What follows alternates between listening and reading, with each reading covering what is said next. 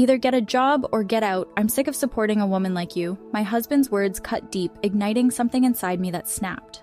Why should I tolerate a man who belittles others to boost his own ego?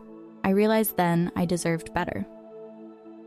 My name is Sophia, I'm 36, and I balance my work as a freelance illustrator with homemaking. Art has always been my passion, and I pursued it through college. After graduating, I worked at a design firm, but when I turned 30, I chose to go independent, wanting creative freedom on my own terms. At the time, I was single and excited about living life my way. Then I met David through a mutual friend. We clicked instantly and got married a year later. David's job as a salesman required a lot of travel, so I put my illustration career on hold when he asked me to become a full-time housewife. I was happy to manage our home while he was away, believing that as a couple we should support each other. I thought I could return to my art career eventually and continue my studies. We trusted each other and there were no major issues at the time. However, everything changed when David was promoted to lead a new sales office. This meant we could finally settle in one place, and both of us were excited about the idea of stability after moving so often. But the transition wasn't as smooth as I had hoped. David was overwhelmed managing the new office, and with the rising cost of living in our new city, his salary barely covered our expenses. We were living paycheck to paycheck, and saving for the future seemed impossible. I suggested going back to work as long as I could keep up with the housework. David was hesitant, but eventually agreed, though he emphasized I still had to maintain the household. His response felt off, but I assumed he was just adjusting to the changes. As I started my new job, things at home began to deteriorate. David, who had never complained before, suddenly started criticizing the meals I prepared. He accused me of cutting corners even though I found deals on ingredients to save money. When I explained this, he snapped, accusing me of implying his salary wasn't enough. His reaction shocked me, twisting my words into something I never intended. He yelled that my working was ruining things and that I should focus on housework. I wanted to argue, but I held back, thinking he was stressed from his new responsibility. I apologized, hoping he'd calm down, but his attitude only worsened. He became hypercritical, nitpicking everything from how I cleaned to whether his shoes were shined. He seemed like a different person, constantly angry and demanding. Balancing housework and my job became harder than I expected. David's high standards meant chores consumed most of my time. When I asked if he could help, he dismissed my job as worthless and said I should quit. He began to use his housewife as an insult, belittling me even though I was working.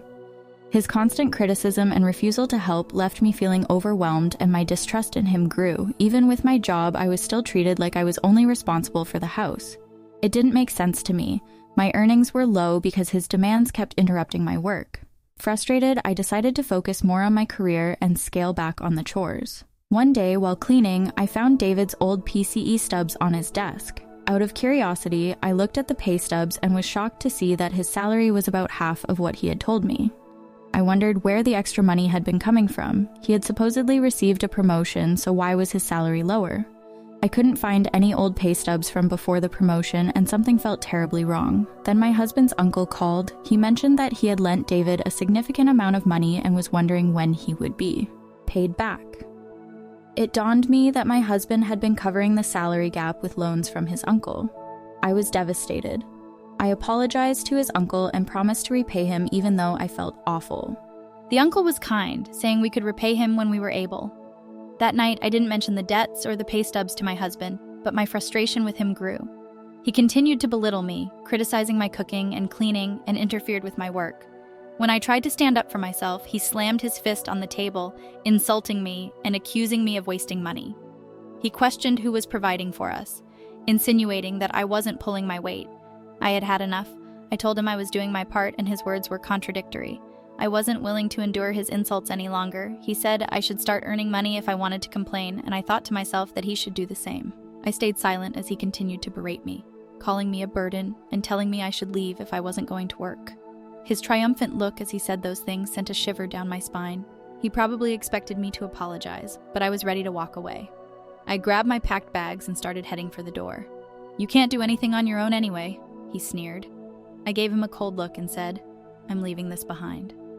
I slapped the divorce papers I had gotten from City Hall onto the table. He looked stunned, unsure of how to react. "Make sure you fill these out and send them soon," I said, and left for my parents' house. I had already told them what was happening, and they welcomed me with open arms. My parents were upset about his behavior, the low income, and the debts. They strongly advised me to go through with a divorce, which I fully intended to do. My dad even offered to help me find a lawyer if I encountered any difficulties with the process. I thanked him for his support, hoping to finalize the marriage's end quickly. A week later, my husband showed up at my parents' house. "Did you fill out the divorce papers?" I asked. He looked nervous and said, "I'm sorry, please reconsider the divorce." I was surprised by his sudden change in attitude. Though my parents were skeptical, they allowed him in to talk. It turned out that his promotion had been a lie. He had actually been demoted to a less important job, and his salary had dropped as a result. He wasn't performing well at work and had been shuffled around to different positions due to poor performance. Now he was stuck in a low-ranking job with little chance for advancement. His pride had kept him from telling me the truth, so he had pretended to be successful to boost his ego at home. He had taken out his frustrations on me, trying to maintain a sense of superiority. When I left, I had also left a copy of my bank statement behind. Even though I earned less than he did, it was still enough to support us. He admitted that he needed me and couldn't afford the rent on his own. He asked if we could try again, promising to change and not make me suffer anymore. I was unmoved and indifferent to his tears. I simply brushed him off. "If you can't afford the rent, then just move. You can find cheaper places if you're on your own, and what about the debt to your uncle? You need to pay that back, right?"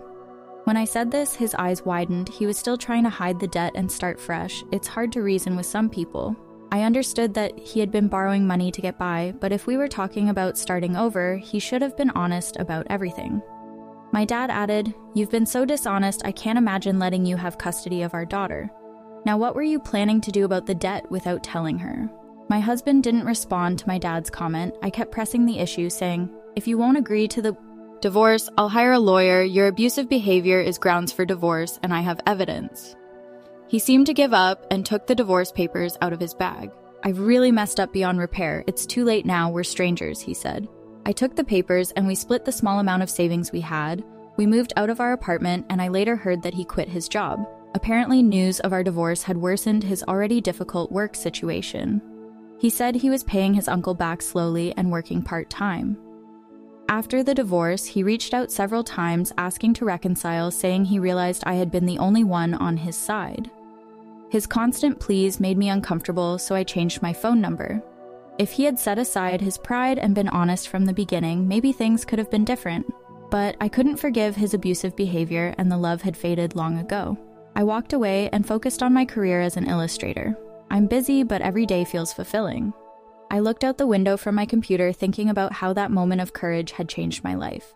I'm living my one and only life to the fullest with no regrets,